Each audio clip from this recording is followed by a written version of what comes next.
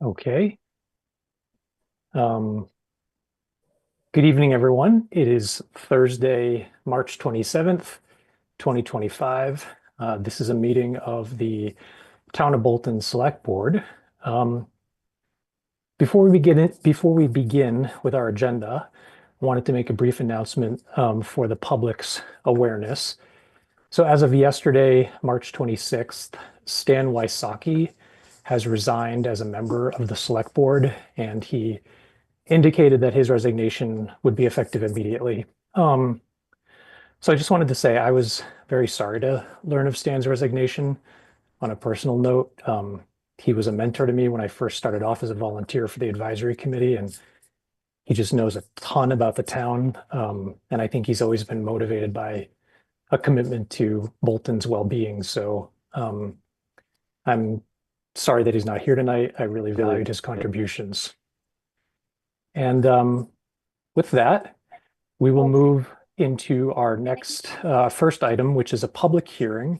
We have a public hearing regarding an intent to accept the layout of a public way on the petition of D. Bruce Wheeler, trustee of Tadmore Realty Trust, to accept the layout of Goose Pond Path as a public way.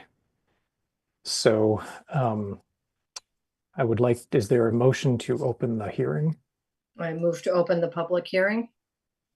And I will second that. Roll call, Kate. Yes. And I'm also a yes. I believe that we have Pam Harding, our town planner here. Hey. So at this time, I would invite you to sort of just tee up for the benefit of the public exactly what it is that we're considering tonight. Sure.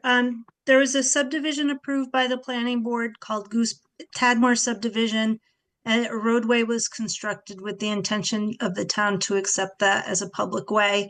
The subdivision is basically complete, and the applicant has filed that petition for town acceptance to the select board that requires that you conduct this hearing. At your last meeting, it was referred to the planning board for review. And this is the meeting to lay out that way and place it on, potentially placing it on the warrant for a town meeting vote. So this is a recommendation to place it on the meeting. It doesn't actually accept the way. Only town meeting vote can do that. Okay, so the vote tonight is simply to place this item on the warrant. It's to accept the layout, but we have some, we've requested a few revisions with the plan, and if I can share my screen, I can just outline the revisions that we've asked Sure. the applicant. Yes.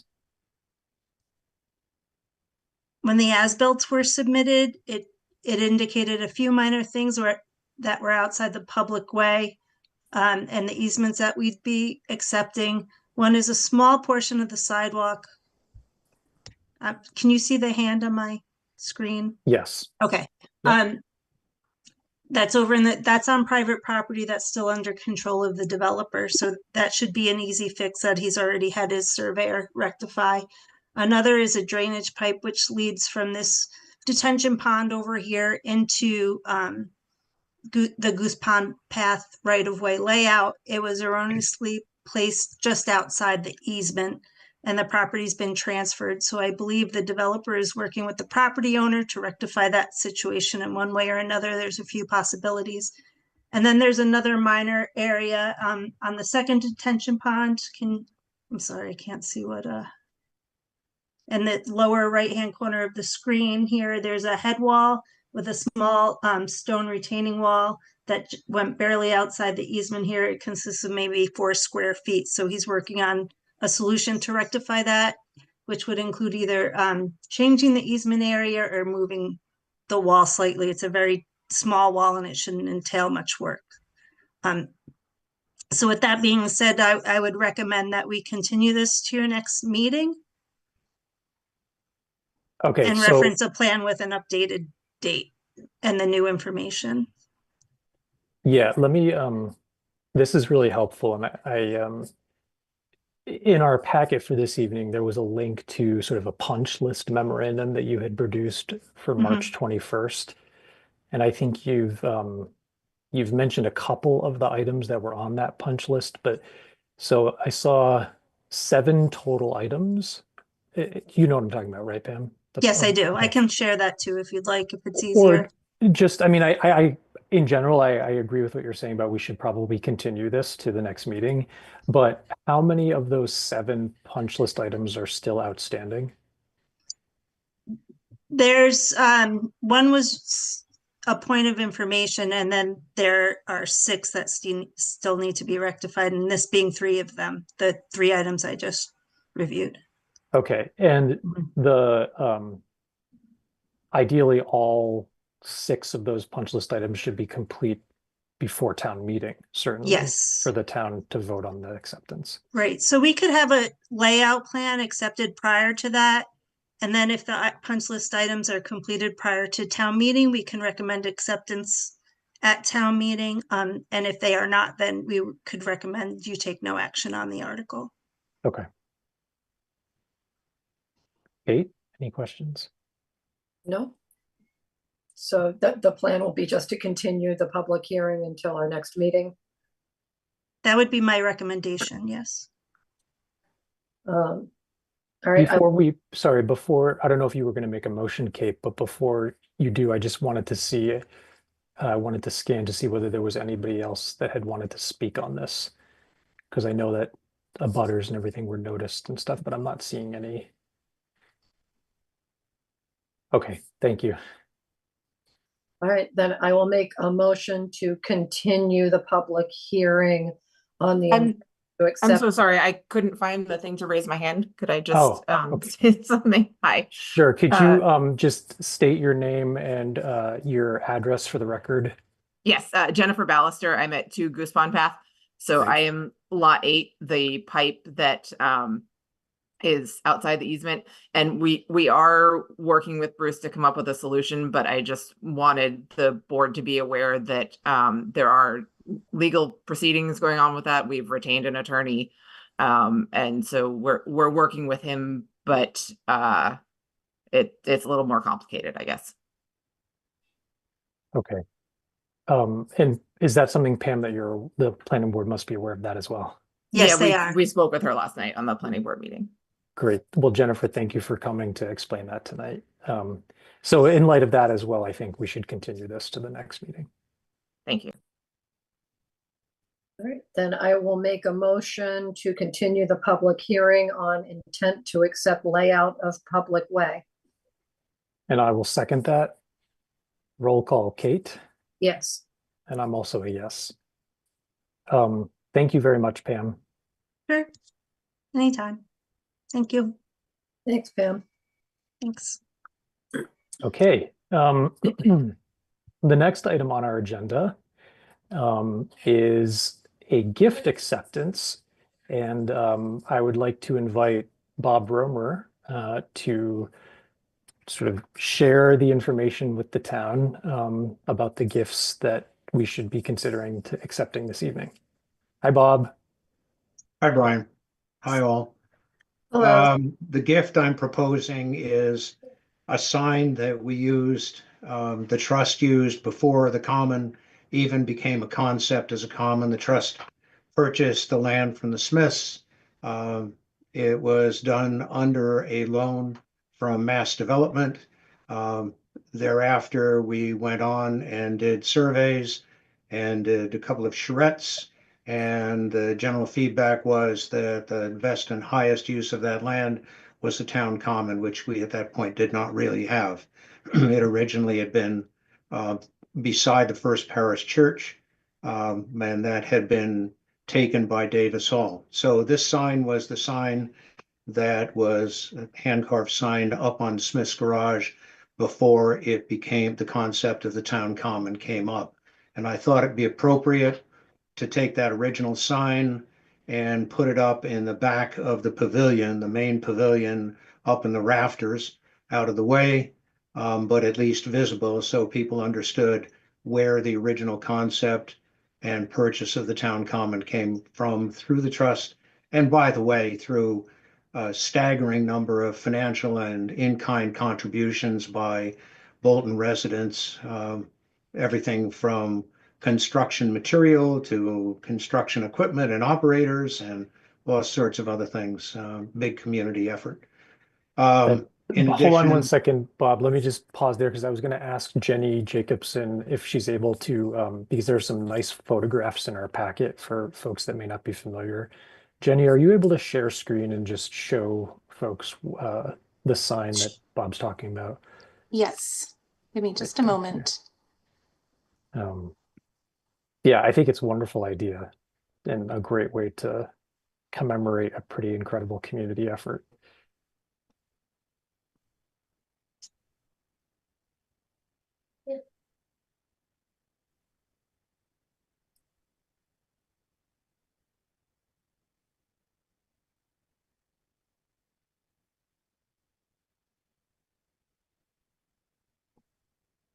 So Bob, on the top, we're seeing the sign that you were talking about, and then the bottom is basically a rendering of where you're proposing that it go. that's correct. Great. And then I think you were about to go into the next item.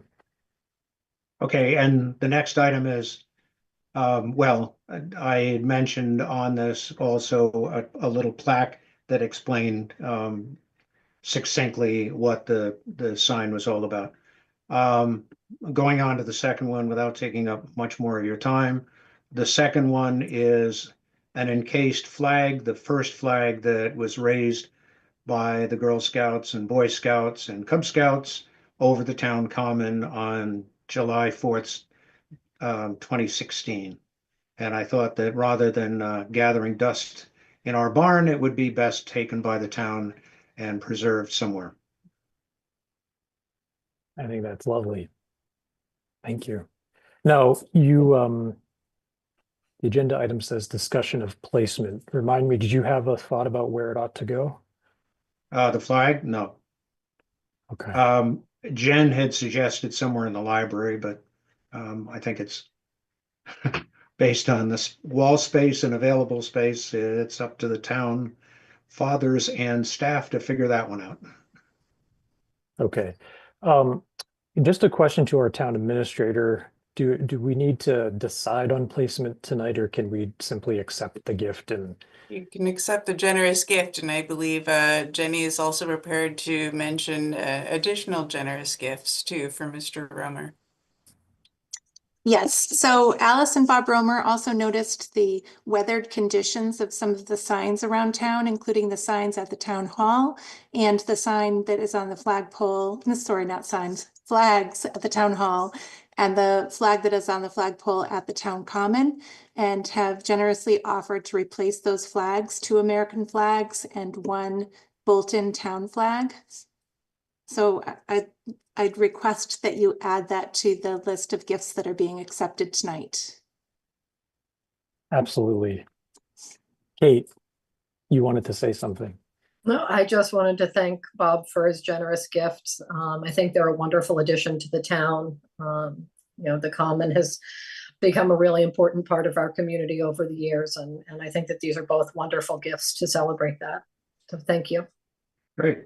Yeah, definitely thank you to you and Alice, because I know certainly the town common was quite a labor of love by your family and many others. And I think these are wonderful gifts. And thanks for the flags as well. I didn't know about those. So, Okay.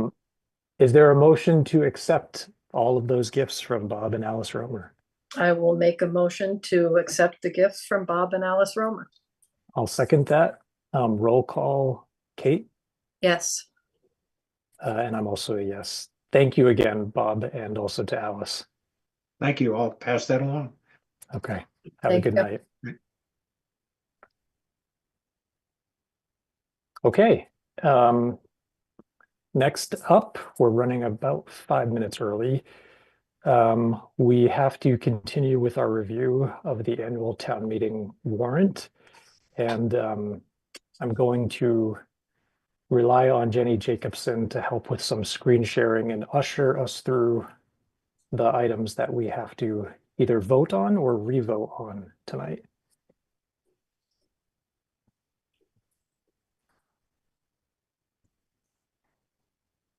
I want to make sure that we have a quorum of the advisory committee and give them an opportunity to call to order, since there are a couple of articles that they'll be voting on this evening as well, if they do have a quorum.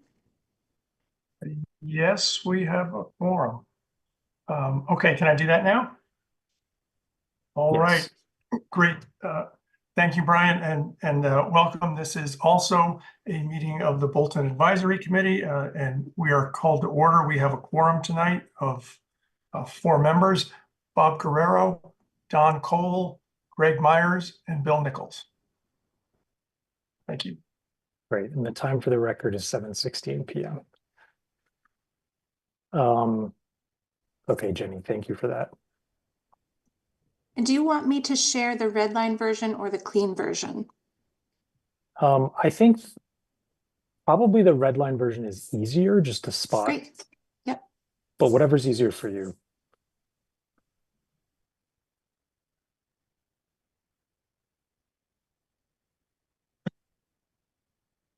So my understanding is that we need to revote on Article 2 because the total number for the unpaid bills has changed. Yes, the first invoice listed for the library, the wrong invoice was submitted, so that has been rectified. It actually brought down the total, and the advisory committee voted on this article at their meeting on Tuesday. Okay. So this is just for us. Kate, do you have a motion? Yep, I'll make a motion to approve Article 2, unpaid bills for previous fiscal years. And I'll second that. Roll call, Kate. Yes. And I'm also a yes.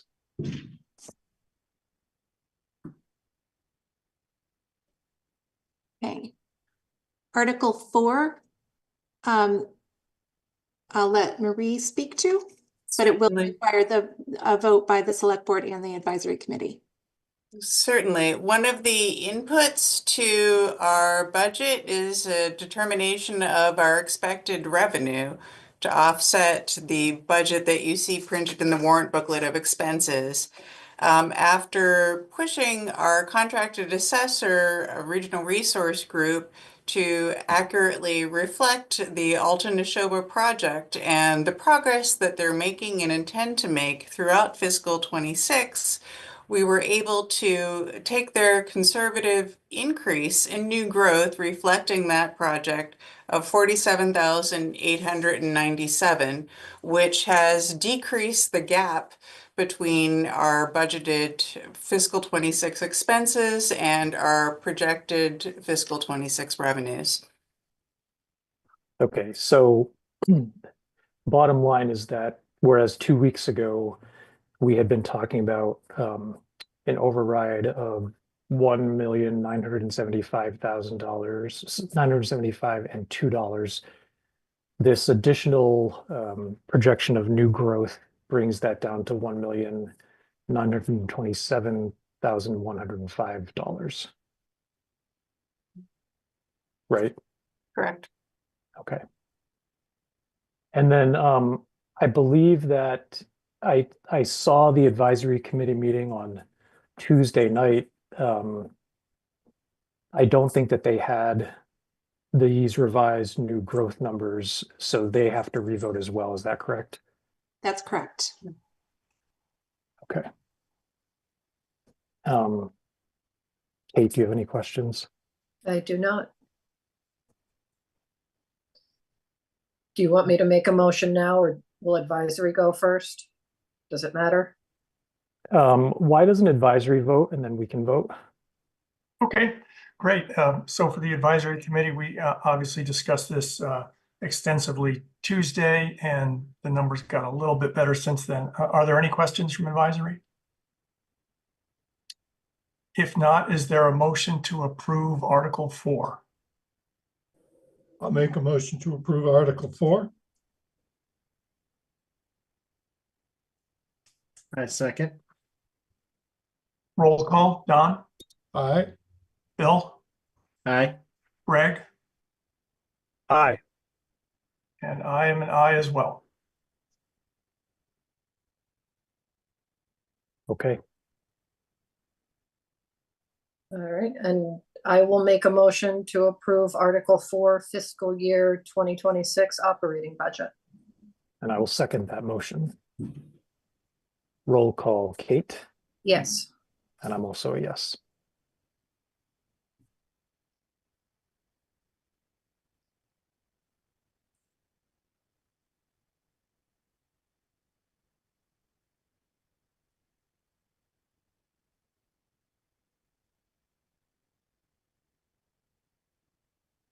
Brian, could I jump in for a second? Sure. So this also necessitates a slight change to the advisory statement, which has been updated and we could vote on tonight. We're happy to wait until you get through all the warrant if you'd like, or we could do that now if you, whatever you prefer.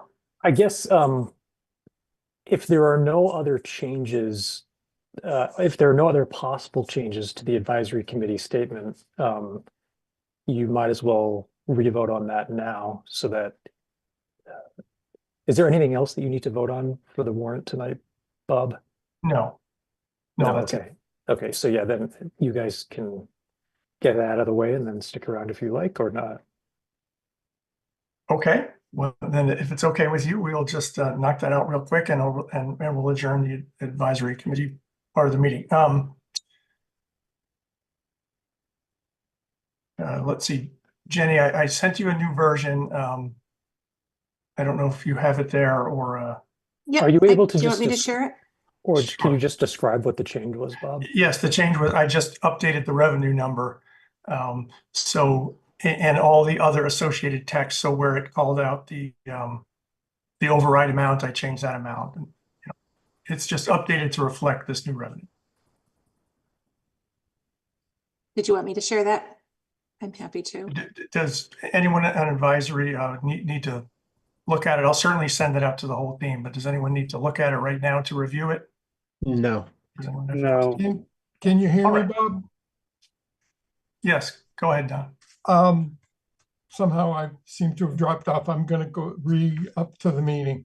The one I have in the other highlights still has the old 1,975,000.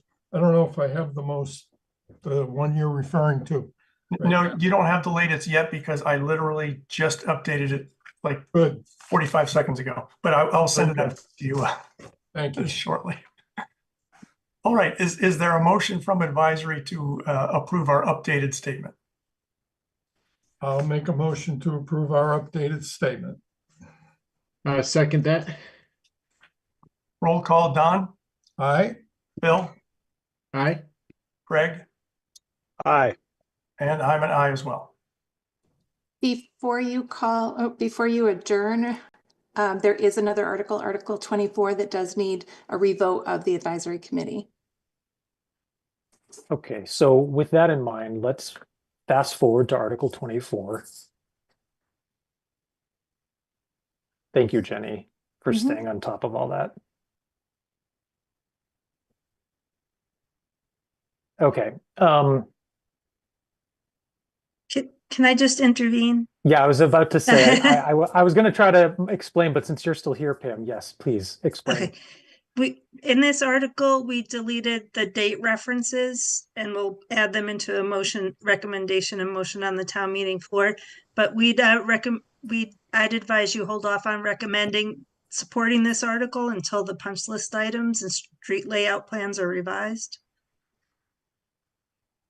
We still have that, I can share it with you now if you'd like, but we still have that six lists of items that need to be completed before we would recommend supporting this article.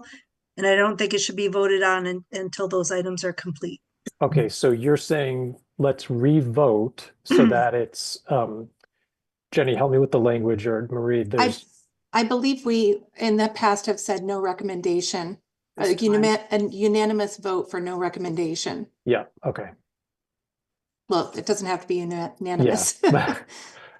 So I'll go first I'll make a motion to make no recommendation for Article 24 at this time.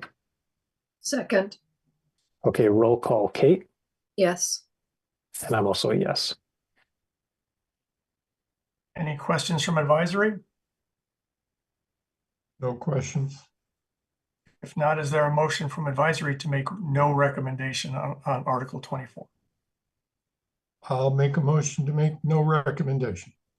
I second that. Roll call, Don, Aye. Bill, Aye. Greg, Aye. and I'm an aye as well. Okay, And advisory doesn't vote on Article 25, right, Jenny? That's correct. all right. I could just, yeah, so I believe before the scrolling, if I could just call the select board's attention to the Article 23, I believe, which is the Florence Sawyer School boiler replacement. The total amount expended will not be changing, but due to the amazing ministrations of the town accountant, we're able to offset the 81,892 by applying closed out articles. The advisory committee saw this and made their vote on Tuesday. As the funding configuration has changed, I do not know. It's the pleasure of the board to revote. The 81,892 hasn't changed, correct? Correct. Um, We're closing out articles, or Yeah. the accountant has flagged articles and investigated. Yeah. we might as well revote it.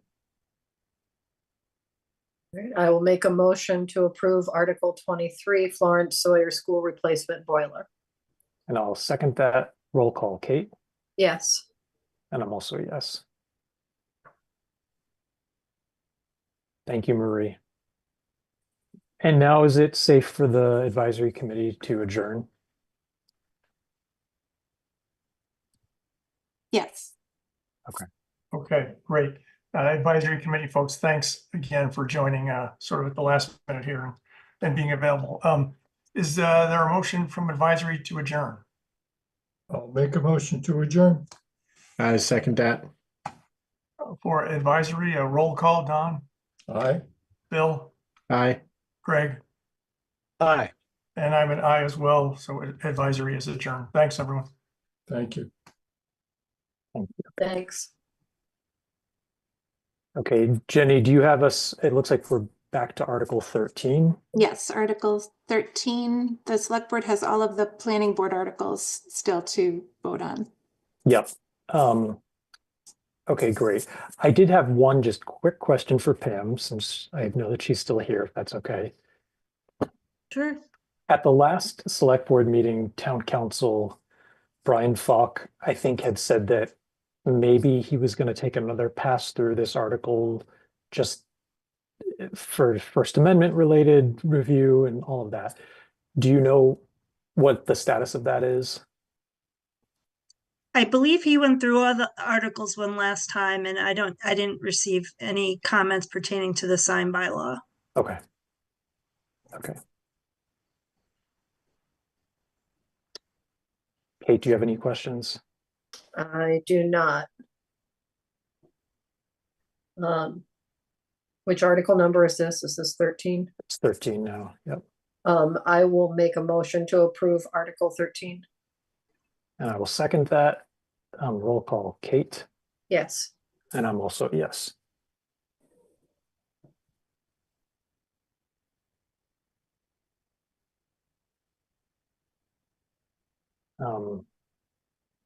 And then the next up is Article 14, accessory dwelling unit.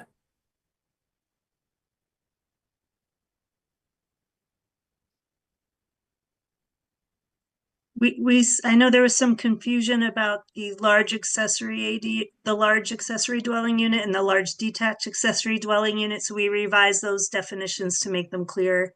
And Brian reviewed and approved those as well. Great, thank you. I will make a motion to approve Article, sorry, the article's not on there. Is this 14, 14? 14. 14. and I will second that. Roll call, Kate, Yes. and I'm also a yes.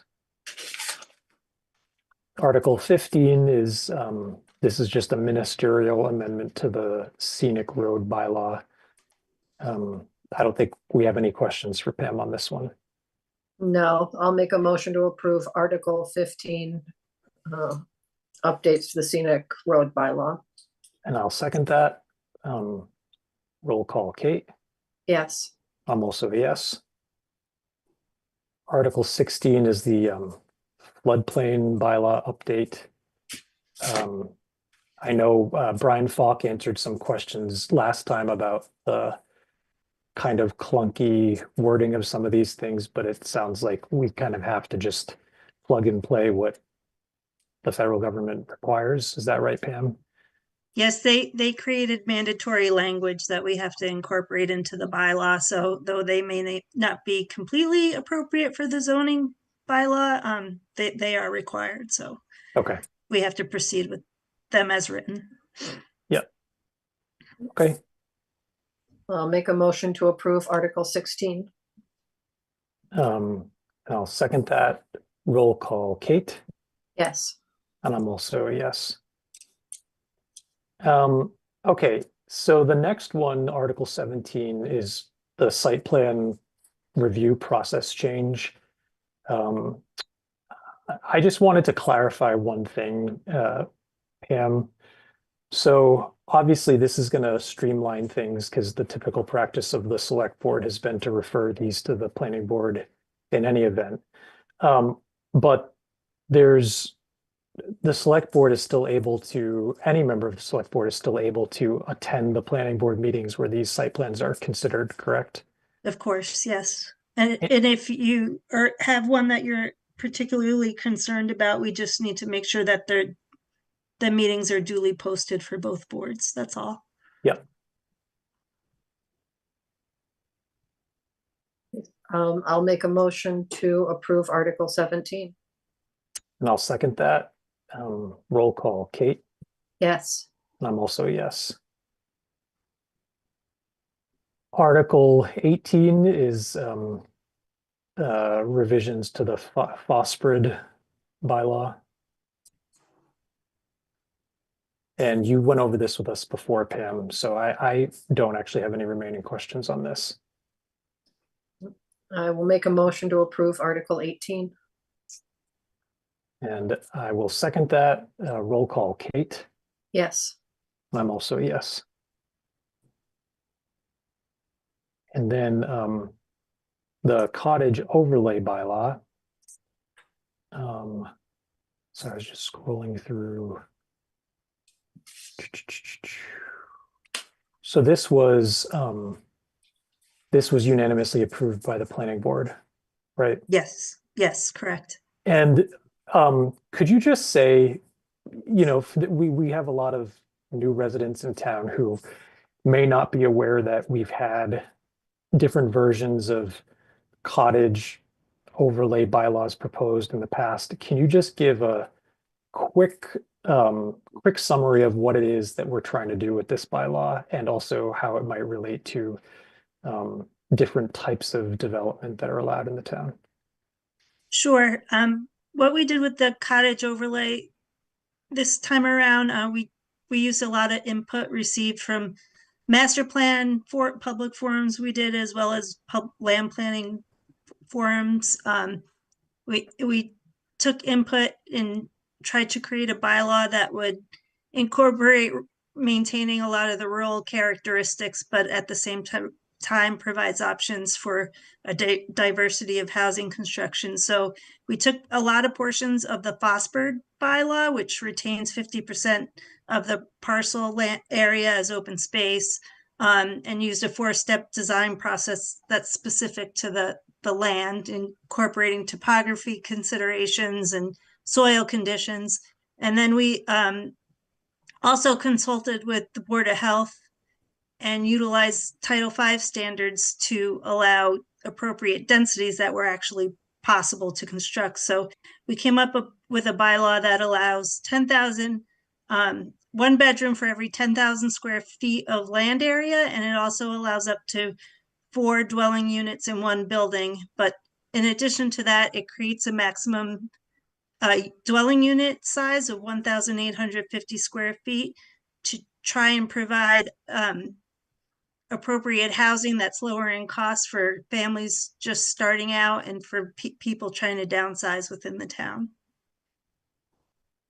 Great. Thank you. Kate, did you have any questions? I do not. So I will make a motion to approve Article 19. And I will second that. Roll call, Kate, Yes. and I'm also yes. I believe that that covers it, except we need to vote to close the warrant. Make a motion to Wait, close. sorry, just wanted to make sure. Jenny or Marie, is that correct? There's nothing, because I'm scrolling through my red line copy. There's nothing else that we need to vote on, right? There's nothing That else is correct. to vote on. Just to draw attention that the dollar amount in the ballot question has changed. But it's not a votable matter for the select board. Okay. Okay, with that, is there a motion to close the warrant on today, March 27th, 2025? So moved. And I'll second that. Roll call, Kate, Yes. and I'm also yes. Okay. Thank you And- for your support of the zoning articles. It's appreciated. Well, thank you, Pam, and thank you to the planning, that they sort of paused last year to try to incorporate some of the findings from the master plan. Oh, hold on a second. I see there's somebody who has a hand raised. I don't know if they have a question for the town planner, but feel free to unmute yourself, take yourself off video, and identify your name and address for the record. How you doing? Anthony Lapomardo, 58 Fox Run Road. Just trying to figure out how to get the video going. Oh, there we go. Hi. I had a question about the that last thing that was approved about was it the special permit or whatever? So we're making it easier for affordable and lower income housing to be built in town? Is that what that was all about?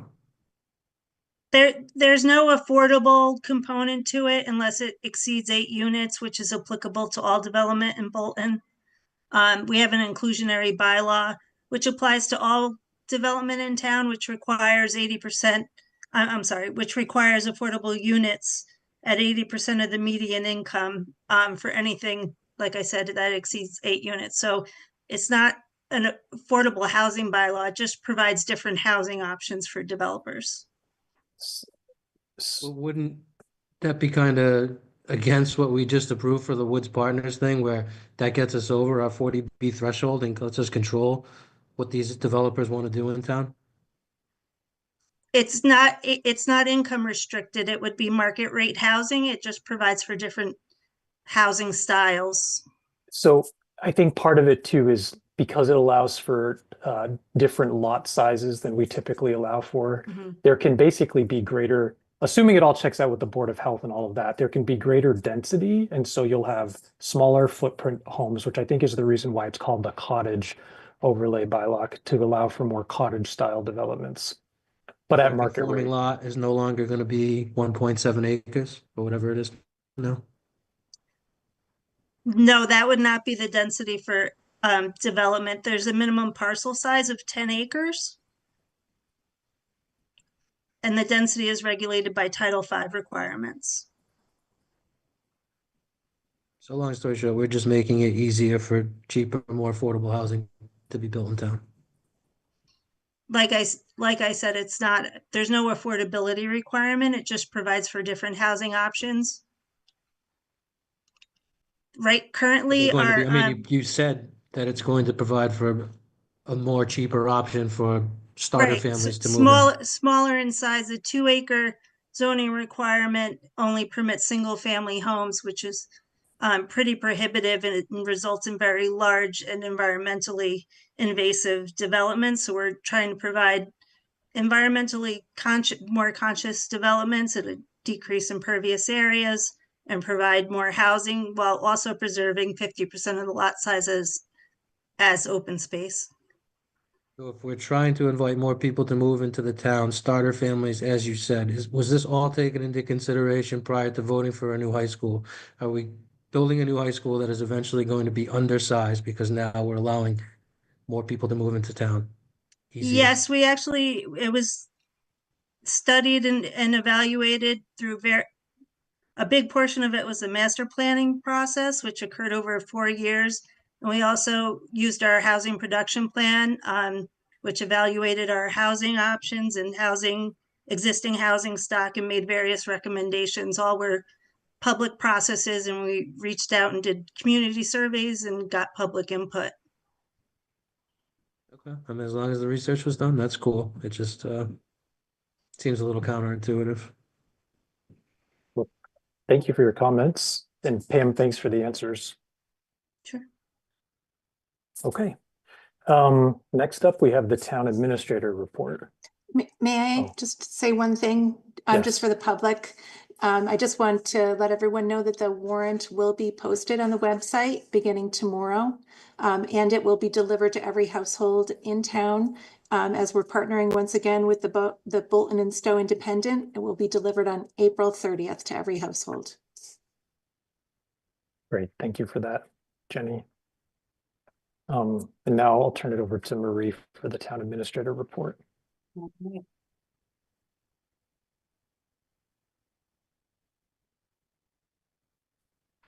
In terms of stealing one's thunder, wanted to say that the 580 Main Street comparable valuation has been received, and the new growth estimate, which has reduced the override, has been adjusted downward.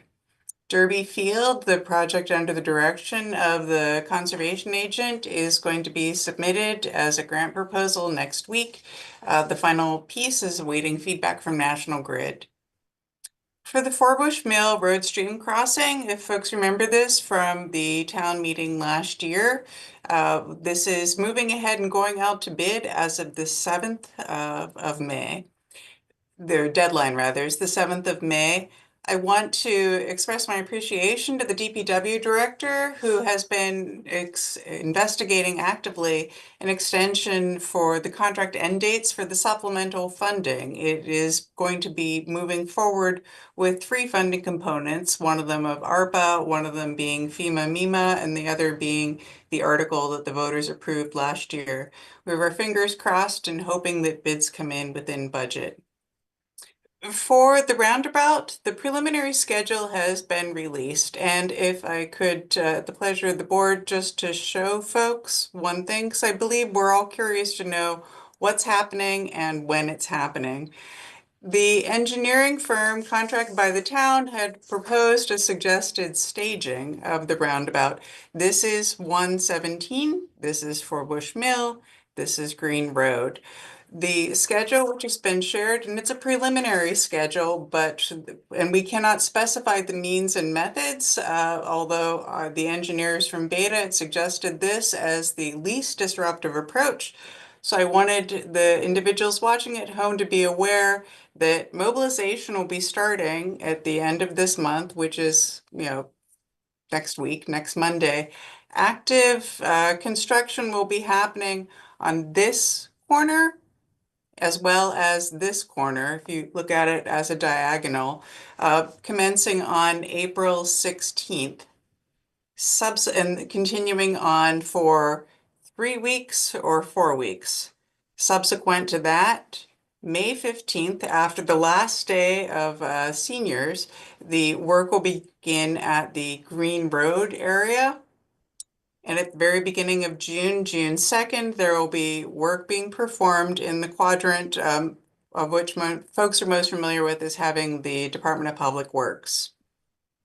Moving forward, and these are not one-day events, but just sort of letting you know what to look out for. Over the course of the summer, the contractors are planning further preliminary schedule that commencing August 1st, they will begin working on these 2 areas. I don't know if folks can see my cursor, but yeah, that sounds great.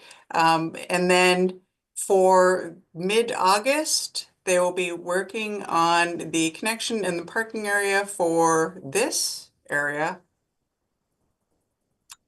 in September. And this again is preliminary, but the staging, they will be working on the roundabout, finalization of the spacers, October 1, and commencing October 1, and likewise final detail and installations on October 1.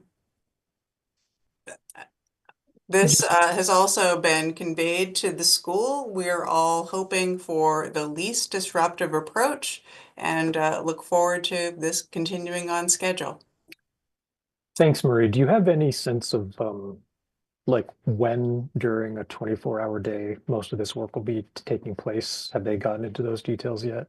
Not exactly. They will be halting work during the school arrival and dismissal hours to reduce any disruption to the bus traffic, but not exactly in terms of hours. Okay. Well, I guess I would just flag that if they are able to kind of provide some information or details about that, that can For the also time of help, day. Yep. help people with their planning. All right. The engineering for the Route 117 culvert, as mentioned before, is ongoing. This is the preliminary engineering. Under an amazing piece of good news, if folks remember my earlier announcements regarding the fine work of Bolton's Community Choice Aggregation Committee, the first quarter of results, which for Bolton only covers December, because they're looking at billing and enrollment for the month of December, and that's reported in January. Those reports are in. We have 1,248 residential accounts enrolled. For that very limited period, the price disparity between the national grid supply cost and the community choice aggregation cost, either for the default or the lesser green option, has saved $39,000. There's actually a more detail in the packet for the select board. But it's 39,000, I'm going to say 678 for those residential customers. So, yay. Sorry, could I just emphasize that, because I think people should recall that this whole community aggregation project was made possible because there was a handful of really dedicated town volunteers who basically took this on as their project, and it was that effort that made this available, along with cooperation from staff within the town. So it's like a really great reflection, I think, of volunteers doing some great work. Thank you. The town had received notice, perhaps one has heard about the millionaire's tax and how revenues from that will be devoted to education as well as transportation. We had received notice we'll be receiving $75,000 for rural infrastructure improvements in the state budget. It sounds great. It's a bit less. Likewise, we've received, I'm sorry, I'm thinking of the two different things. For the fair share tax, we've received 65,000. The governor's filing recently is putting the bulk of the millionaire's tax towards the MBTA. Yeah. Are these already reflected in the revenues tab in our budget? Or these are segregated because it's through Mass DOT, so it's similar to the DOT funds. They're restricted. Got it. Okay. Yeah. Wanted to also highlight that Fire Deputy Amendola and Chief Legendre were instrumental in the department getting 2 ventilators that will be installed on the ambulance as well as the Medic 7 vehicles. Not only will this be a benefit to the Bolton community, but by virtue of having the ventilators of being better able to serve our neighbor partners in our advanced life-saving service. The police department, I realize this has seemed like an ongoing item, but it's commendable. They're doing ongoing background investigations for 3 full-time patrol officers. If all of this clears out, the police department will be fully staffed. Kudos to Chief Hamburger. And I've been continuing ongoing meetings with staff and department heads as part of our contingency planning if the override fails and answering staff members' questions. Wanted to alert the board that the treasurer had received the formal notice from the school district regarding our operating and capital assessments for fiscal 26. Our quarterly payments will be commencing in August. And likewise was sharing with the board and happy to share with the general public, the Mass Municipal Association scans for bills in the upcoming legislative session, which would be beneficial to municipalities. They've highlighted a few that we hope make it through. Notably, one option would be letting all municipalities increase their local receipts by being able to increase their local option meals tax. Currently, that's capped at 0.75%. Secondarily, it would let municipalities, upon adoption, increase the cap for non-criminal disposition fines. Folks looking through the warrant may notice that some of our non-criminal disposition fines end at $300. That is because the existing Mass General laws do not enable us to increase that amount. And yet again, override scoping and contingency planning is in process, looking through our contractual obligations and what we can modify should the override fail. So on that last point, Marie, I know that at the last meeting, you started to preview some of the cuts or reductions that would be necessary if the override were to fail. And I think we've been continuing to get some questions because, again, just to kind of tee this up for voters, if the override fails, because we can't touch at all our education assessments from Minuteman or Neshoba, the entire 1.9 million in cuts would have to come exclusively from within the town's municipal operations. Well, yeah, the town side. So could we talk a little bit specifically about how we think we're going to get to 1.9 million in cuts? That would be fine. Do you want me to share an Excel or? I think I can share an Excel and then you can sort of talk through. Okay. That's okay.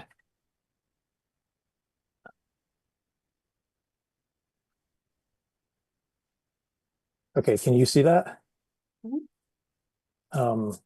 Okay, so maybe you could just do a quick rundown of, and then again, this is sort of the latest thinking based on the review that we've been doing along the past several weeks. Right. If the override were to fail, we would be required to go back and have another town meeting because the budget that is being proposed at town meeting on the 5th is dependent on the override. We need to have a budget, balanced budget by July 1st. As part of that, our options are limited to, in effect, raiding our piggy bank. There would be no replenishment funding for stabilization, that Article 7 in the warrant that the select board had just approved. This was one of the items that had gotten the, highlighted in green in the advisory committee report by replenishing, because it lets us keep our stabilization fund at 3% of the operating budget. The other component of not replenishing funding for stabilization is that this would be, in effect, sort of undermining the pledge that had been made to the voters that we would continue our repayment for our earlier drawdown for the fire station roof. The next item on fiscal sustainability is, in effect, drawing down all of our free cash to the absolute bare minimum. It is our financial cushion, and it puts us in a relatively precarious position. What this also means, though, is that we are continuing down that same path where we're applying one-time funds to ongoing expenses. The third in this, and then I'll speak about what fiscal sustainability could mean for the voters later, would be that for the second consecutive year, we would only be funding OPEB at 10% of our obligation. In the last, for these fiscal sustainability items, one thing to be mindful of is that the town treasurer was called upon to update disclosure statements for the bonding tranche for the high school. They were, because the high school in effect, in the regional district in effect, is dependent upon the financial stability of the 3 member towns. As by virtue of pointing out that the town of Bolton would be in effect rating all of its savings account, one can't say we would obviously be suffering a bond rating downgrading, but that it would make that far more likely with regards to the next bonding tranche, which could impact the interest rate that taxpayers would be paying for the final bonding tranche. So if I may, Maria, just to kind of recap that for these 3 pieces under the category of fiscal sustainability, which in and of themselves add to almost $900,000, really we'd be doing 2 things. One is we're continuing to raid those one-time funds, which sort of kicks the can down the road and puts us in the same position next year, makes it harder for us to pay for necessary capital improvements, and puts our bond rating in a more precarious position because they have specifically identified these types of items as some of the factors that go into our current rating, which is AAA. Most bond rating agencies look at, is the town funding its pension obligations? Obviously we are, because that is an assessment, as well as whether we are funding our long-term liability. Yep, got it. Can I just ask a question? Yes. Marie, can you explain a little bit for the people listening what OPEB is and what the significance is of underfunding it and what the long-term impacts to the town are if we continue to not fund it at 100%? Certainly. OPEB is another name for government, other post-employment benefits, but it is something that reflects that within the Commonwealth, we're obligated to fund retiree benefits, and that we need to start saving for that future liability. This is a mandatory component of towns' financial statements through the Government Accounting Standards Board. And we had been making quite admirable progress. One thing that's positive about funding your OPEB liability is likewise you're getting the interest on your funding payment because the liability is not going away. By virtue of... Sorry, can I just interrupt there so people Yeah. understand the mechanics? It's because that money goes into an OPEB trust, Correct. and that's where it earns the interest. Correct. Got it. Okay. In effect, though, as one of the things that came up in the budget discussion is, healthcare costs are rising, and the town has seen that as well as the district. In effect, one can also take note, our future obligations would continue to rise as well. So, Any other questions, Kate, about those? So if we don't fund it fully now, what are the risks financially to the town in the future? it would look bad. It would be a sign, in effect, of financial instability. Okay, thank you. Pensions and long-term liability funding are the 2 key things. Thank you. And then switching into the other areas, the other categories, can you just say a little bit about each of these? For general government, this would be a severe reduction in town hall hours, as well as the availability of town hall staff to perform many of the activities that, using the example of the backstopping assistance to the planning board provided by our town planner, whom we've heard from tonight, as well as, the services, say, of the conservation agent with the notice of intent for protection of Bolton's wetlands.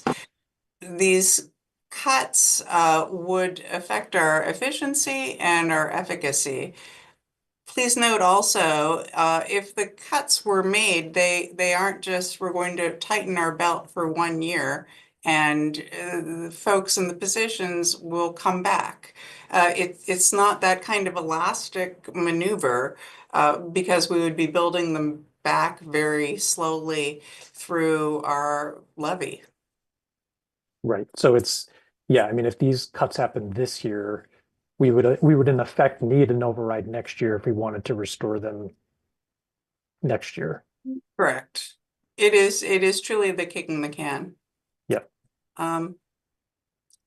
For public safety, as for the first two, those would be affecting the police department. I have been in conversations with the chief, who has with anguish acknowledged that this could happen and has given me a long digression on the status of the existing fleet. The town had adopted a regular replacement of cruisers. So these are in effect sort of the first responding vehicles for the police department. In pushing further, though, I would like to, say we could reduce the cruiser maintenance. Perhaps potentially, though, this would mean that the police chief would be coming to the advisory committee, drawing down the reserve fund. And I'm not seeing the other competing interests for the reserve fund diminishing. Right. Okay. The next item of eliminating the EMT cadet program is heartbreaking, especially as folks remember just the last meeting of the amazing donation that was made by a former program participant. The cadet program funding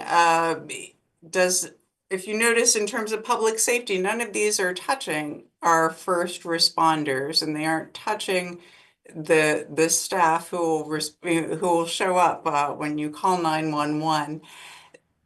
One of the things of funding is, there are potential workarounds should we need to reach this point. I would make entreaties to the school district, which does likewise provide a modest amount of funding for the cadet program, but it is something that enables the fire first responders to continue responding, albeit without this amazing program. For closing the transfer station, I know there's been a lot of many questions and some consternation, especially given the increased bag fee. From where I sit, if I need to present a balanced budget by July 1st, this is, albeit not an easy one, but it's relatively straightforward.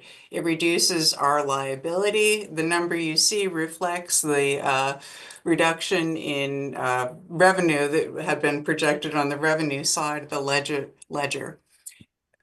Having trash pickup, or rather having access to a transfer station, is not required. In effect, our surrounding communities do not provide a transfer station.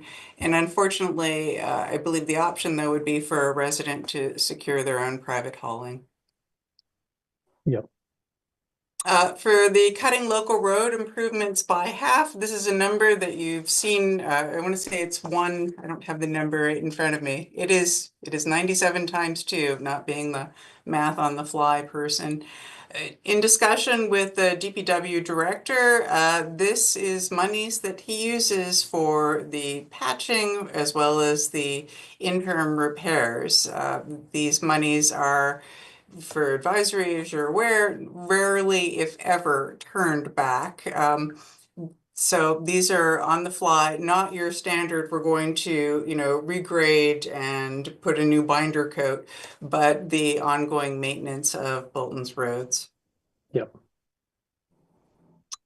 Additional reductions for police, fire, and public works are things that I'm still negotiating with both chiefs as well as the DPW director, because I want to get to that number. For Human Services, a freestanding department that we are not obligated to have that provides an astonishing amount of services, would be one item to eliminate. In my conversations with the Mass Council on Aging, they had suggested, perhaps potentially the churches could pick up some of this, although I'm not seeing that, but it is a freestanding department that does not affect first responders. I just wanted to add one point of context. So a couple years ago, I think 2 years ago, the town clerk's office had provided some just sort of longitudinal statistics about the age bands in our town. And the trend was that the population within Bolton, age 55 plus, had been increasing almost, I mean, certainly above 25% total. And so we have a really large part of our population that is falling into the age band where the services that the Council on Aging provides are actually really critical. And there's truly so much that the Council on Aging does, not just for people that are seniors already, but residents my age who may have aging parents and they have questions about how do I handle this, that, or the other thing, they can go and they do go to the Council on Aging to seek advice and guidance on that. And I just wanted to say, like, you look at this number of $124,000, and none of these items are truly, from our perspective, none of these items are nice to haves. These are critical services that have been minimally funded for years. And to even contemplate them as a cut is it's really quite heartbreaking. But if that's what has to happen, then we need to just make sure people understand this is an example of the type of program that would lose funding.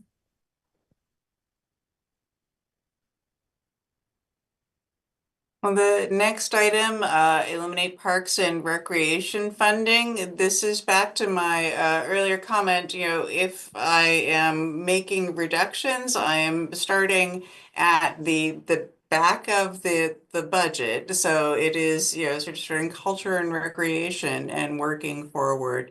Residents would notice that there would not be lifeguards at the town beach. There would not be a paid staff member for the Park and Rec Commission. This likewise includes additional monies that are spent on, setting up the skating rink and candies and events of community spirit. I would guess with the exception of lifeguards, the expectation would be that volunteers would step up and fulfill as much as they could. Marie, on that, would that also eliminate the summer camp that Yeah. runs? Yeah. And just so people are aware, my understanding is that roughly 300 kids, all from Bolton, have attended that program for the last couple of years. So that is a program that a lot of parents and kids have come to rely on, and that is something that would be eliminated as well.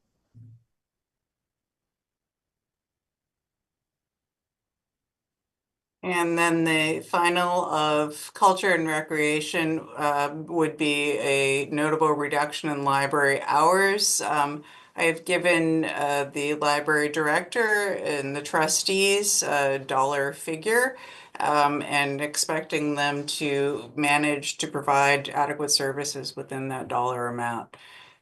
we would obviously be petitioning, because we would not be meeting our municipal appropriation, the MAR. I'm not sure in terms of whether we would dip below. We would need to be open 25 hours a week to maintain certification. I believe that this number works, but again, I am not the day-to-day running the library person. I am just giving them a number. Okay. Thank you for that, Marie. And I'll follow up a little bit on that during the select board business when we talk about future budget information sessions, but I appreciate you walking us through that. Is that the close of your town administrator report? That is the close of my town administrator report. Okay, thank you. With that, we have an item, a standing item for public comment. So if anybody has a public comment at this point that they would like to make, please raise your hand and I'll. You. Okay. Seeing none at this time, we'll move on to select board business. So the first thing is that I just wanted to reiterate the announcement of several budget information sessions coming up in the month of April. Thank you to Jenny Jacobson for sending these out via email as well. But just so everybody's aware, on Tuesday, April 8th at 7 p.m.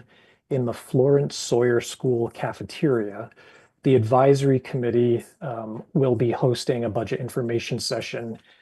They will be reviewing sort of the set of slides that we typically go through at annual town meeting so that people understand that information, but then also taking questions from anybody who's in attendance. I know I plan to attend. I don't know if Kate plans to attend. I'm sure she does. I do. But this really is an opportunity to come and ask questions. 2 days later, on Thursday, April 10th at 10 a.m., there'll be a similar session hosted by the Council on Aging, and that's going to take place at the Bolton Public Library. So I will be there at that session along with Penny Gherkin and other members of the Council on Aging. And Bob Guerrero, if it's okay, I'm planning to use your similar slides at that as well, because I think, as you said on Tuesday, having the consistent information shared multiple times is the way to go. And then the last is that on Monday, April 28th at 7 p.m., we will have the final pre-annual town meeting budget information session hosted by our town moderator, Doug Story. That is tentatively planned to be at the Holton Building on Main Street, but I think depending on attendance and turnout at the other two events, we may consider bringing that to a larger venue. We'll see, so stay tuned on that one. Okay, any public service announcements from you, Kate? Nope. I do have one, if I may. Yes. All right, I just want to remind the public that dog licenses are due on March 31st. We currently still have 300 dogs that are unregistered, or sorry, unlicensed in town. The town clerk's office had extended hours this evening. Unfortunately, 300 dog owners did not take advantage of those. But the fees will increase on April 1st by $5. So for a fixed dog, it would go from $10 to $15, and for an unfixed dog, it would go from $15 to $20. Late fees would be incurred after May 1st. It would be $25, and then on June 1st, if still unlicensed, the dog owners would have to settle that in court, and there would be an additional $50 fine that is incurred. So please come in, register your dogs. And Jenny, could you say, I think for many people, there's also an online renewal option. Yes, it can be done online. So I will echo that. Please register your dogs and avoid late fees. I have no public service announcements. Future agenda items, Kate, anything from you at this time? Yeah, I have two. One is that I would like to discuss formulating a letter from the select board in support of the override, something that would be suitable for submission to local newspapers. I think as an elected body and a policy setting body, we have the ability to advocate a position, and I'd like to work on getting that in motion. Okay, Jenny, were you able to make note of that as a future agenda item? Yep, okay. And then what was your other one, Kate? To discuss the vacancy on the select board. Okay.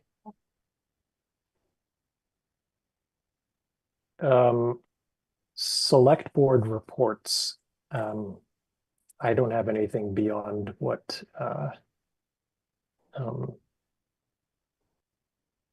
beyond what we've already discussed this evening. I don't have anything. Okay, next up, I had wanted to discuss the possibility of our select board having an in-person select board meeting during the month of April. I had checked with Jenny and Marie about potentially April 3rd and April 17th, but it looks like there are reasons why April 3rd wouldn't work, but I would be interested in having an in-person select board meeting on April 17th, if that's doable for you, Kate. Works for me. And Jenny and Marie, I see you nodding, so we can proceed with that plan. Okay. Next, I had sent to Jenny a draft of the select board statement to appear in the warrant. Kate, I don't know whether you've had an opportunity to review that. I did, and I gave Jenny a bunch of comments. Okay, so Jenny, would we be able to review those? I did them in red lines, so. Yes, give me 1 second. I had that ready to share and then I closed the window.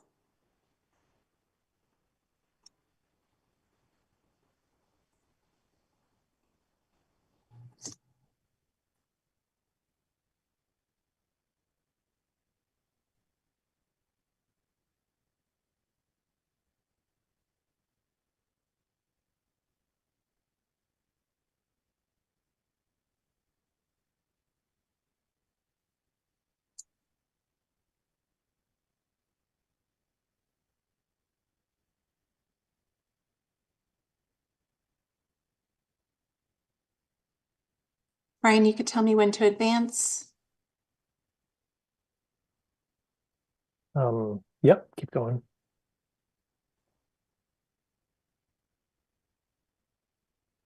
Yep. Sorry, scroll up a little bit. Okay. I'd had a comment there, Jenny, the 1.975 million override. I think we would change that number. I didn't have the number in front of me. It's kind of highlighted in orange. Yep, Yeah, so I think I will make that change. and yeah, we can just also, Jenny, confirm one more time that the total amount of the 33,957 matches what's in the warrant. Will do. Okay.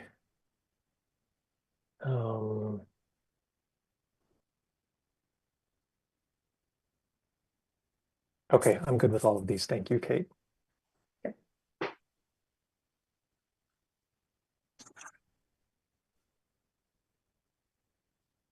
So I guess I would make a motion to accept the select board statement as reviewed. Second, And roll call, Kate, yes. and I'm also a yes. I believe we are going to do a cleanup on minutes on April 3rd. So we're going to pass over that agenda item for tonight. And then the last item on our agenda is the approval of bills/payroll warrants W25-19 and W25-19A. I make a motion to approve those bills and payroll warrants.